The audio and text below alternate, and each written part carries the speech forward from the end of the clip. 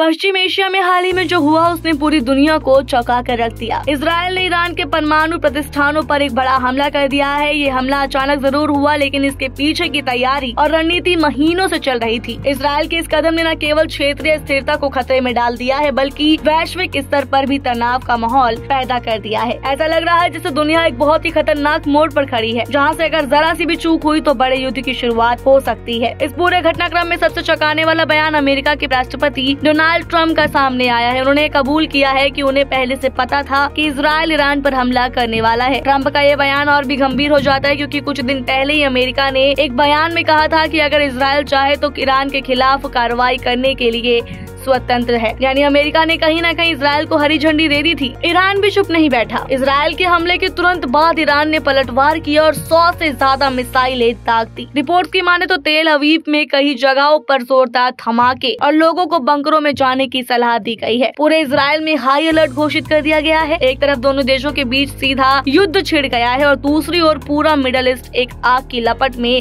घिरता नजर आ रहा है। अब जरा नजर डालते हैं दिलचस्प और रहस्यमयी पहलू पर। नोस्ट्राडामस की भविष्यवाणी। फ्रांस के इस प्रसिद्ध भविष्यवक्ता ने सदियों पहले कहा था कि तीसरा विश्व युद्ध मध्य पूर्व से शुरू होगा और ये इतना भयानक होगा कि पूरी दुनिया हिल जाएगी। वर्तमान हालात को देखें तो उनकी ये भविष्यवाणी काफी हद तक सच होती नजर आ रही है। एक और अमेरिका, इजराइल और यूरोपीय देश है, वहीं दूसरी ओर ईरान, उसके समर्थक मुस्लिम राष्ट्र और संभावित रूप से रूस और चीन भी इस लड़ाई में कूद सकते हैं। अगर ये युद्ध और आगे बढ़ा तो इसके सबसे गहरा असर वैश्विक अर्थव्यवस्था पर पड़ेगा। खाड़ी देशों से होने वाली तेल की सप्लाई में बाधा आ सकती है, जिससे कच्चे तेल की कीमतें आसमान छू सकती है। पहले से ही संघर्षता वैश्विक बाजार और महंगाई को ये युद्ध और बढ़ा सकता है। शेयर मार्केट गिर सकते हैं, निवेश ठहर सकता है और गरीब देशों की स्थिति और भी खराब हो सकती है। अब वक्त है अंतर्राष्ट्रीय समुदाय तुरंत हस्तक्षेप करे और इस संघर्ष को बढ़ने से रोके।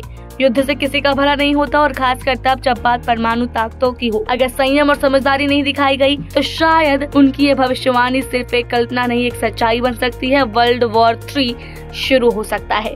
बाकी आपको क्या लगता है, अपनी राय कमेंट बॉक्स में जरूर बताएं। ऐसी और वीडियोस के लिए बने रहिए हमारे साथ।